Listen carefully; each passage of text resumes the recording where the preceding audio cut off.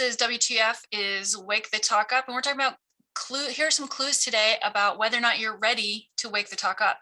First of all, we think that you are. There's a vote of confidence. And I think a few of the ones we're going to mention today is you've experienced pain from your own communication or someone else's communication, and you're ready to change that or shift it in some way. Two, you're having some confusion where you really want clarity. Yeah. And what's our third one? Our third one is you're having a hard time understanding someone else who has a different perspective than you. And I'll throw in a fourth. You're finding you're not getting your needs met in communication. Yeah.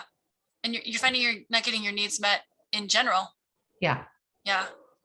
So let's talk about the first one. You're experiencing some pain in your communication and maybe seeing other people experience pain from how you're communicating. Yeah. I think the first thing to say here is we all have an emotional experience, whether we're aware of it or not. And Allison has this great saying, the way to feel better is to feel more, which might be counterintuitive at first. But when we get more comfortable feeling more accurately what we're actually feeling, then we can work with that in a way that gives us more choice.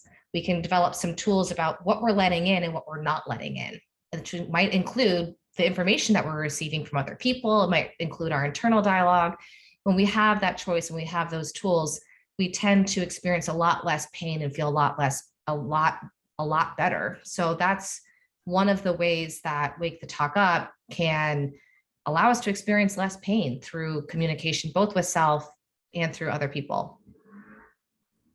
Another is just guiding us to be more intentional and thoughtful with the words that we're choosing to speak to ourselves and to other people, and getting more clear on who's actually in the driver's seat and who's speaking.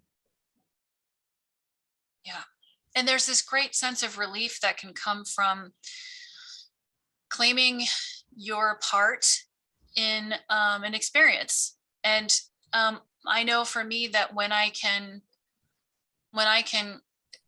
realize that I have the option to claim my own experience as my own, rather than it was forced upon me or created in me by someone else, I'm already aware that I have so much more space or ability to respond with freedom and options, that I'm not being slotted into some role of where I have to respond in a certain way.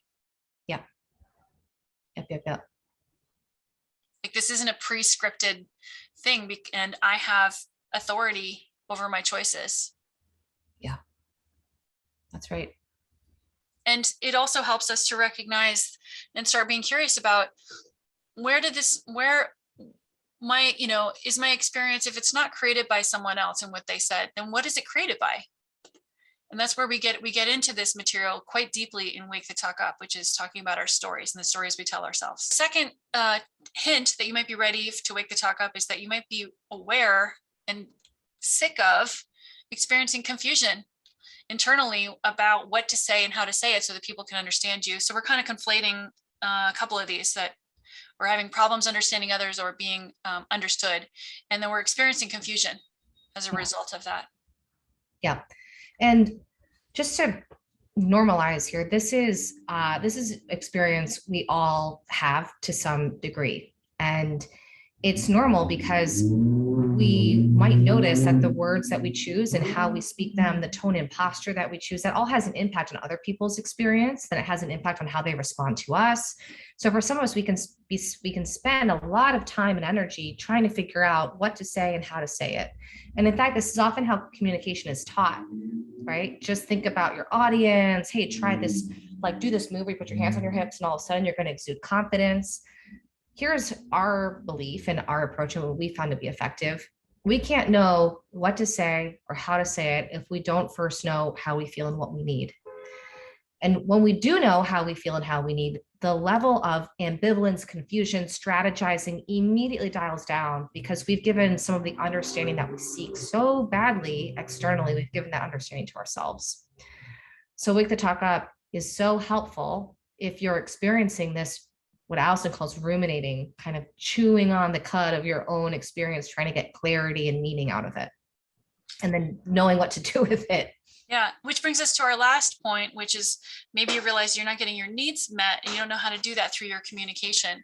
And so in Wake the Talk Up, we spend a significant amount of time working on how to formulate a request in a way that other people can hear it as a request versus a demand, which, as you probably are familiar with in your own life, if you hear a demand, there's a big part of you that's going to say, I don't want to do it just because it's a demand in the first place, even if you did want to do it previously.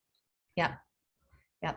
And there are ways that we can craft our sentence structure. There are ways that we can do inner work to really shift the way a request is received. And there are also ways that we can start to look at how can we make requests to ourselves? How can we create agreements with ourselves that get us more of the experience that we want more of the time? And then the third way that Wake the Talk Up, the third clue that you might be ready to wake the talk up is if you are having a hard time understanding someone with a very different perspective. We work on deep listening skills and Wake the Talk Up that increase our chance of hearing other people through a more universal language, a language that we can all relate to, regardless of how different our worldviews might be, where we can create these little bridges of curiosity, compassion, collaboration, and create an opportunity to move forward together, even if our views and perspectives and interpretations look very, very different.